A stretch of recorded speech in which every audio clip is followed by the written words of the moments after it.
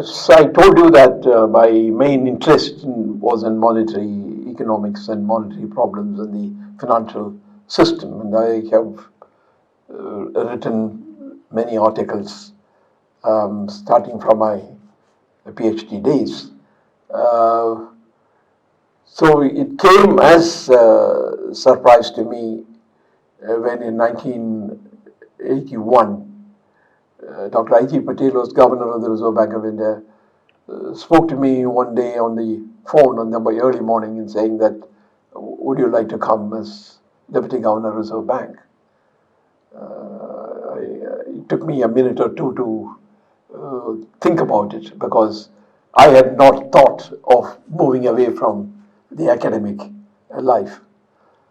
So I agreed, but I must also say that for 1 year after that, I never heard anything from them. Almost a year, there was nothing from them. And I had thought it had died. And I was almost planning, we had been talking and negotiating, and I was almost going to Boston University for a year. In fact, if the offer had come a few months later, I may not have been in India too at that time.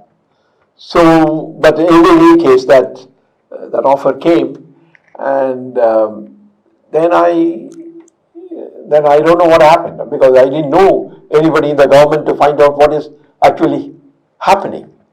But then one morning on the newspaper it came that I was appointed as Deputy Governor. So I went, I was teaching at that time, I was not prepared for this. Therefore I had to ask the government to say that I cannot come immediately.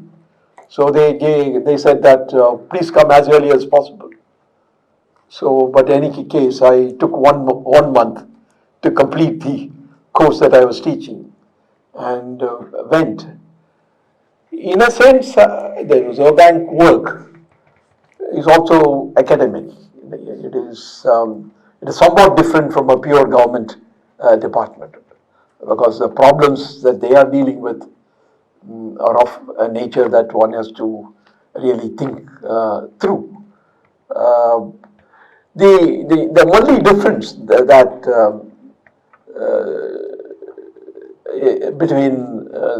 difference between being an academic and be a high-level administrator or policy maker is twofold. One is that an academic writes on the subject at his own pace. He is not hurried or she is not hurried.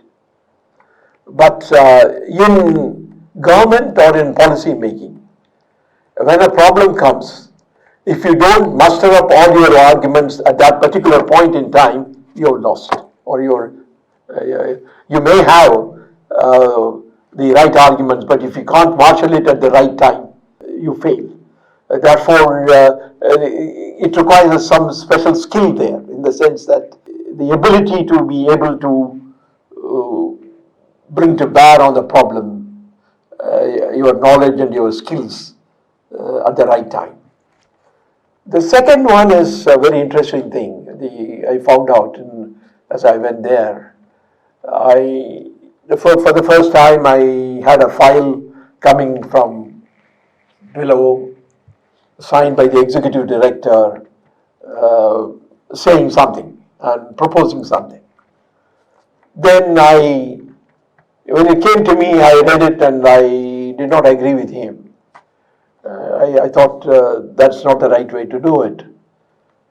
So, like an academic, I thought that the best way is to convince the other person. So I called the executive director and told him that I don't quite agree with this, and why are you saying this? I think the reason should be like this. And the executive director looked at me, and the only answer that he gave me was, you have the prerogative to overrule me. So what it really means is, ultimately the responsibility rests with you. And so this is something which I had to learn after going into the Reserve Bank. Otherwise, the issues that came up are something on which one had been working on, one had been researching, and that really was a great help.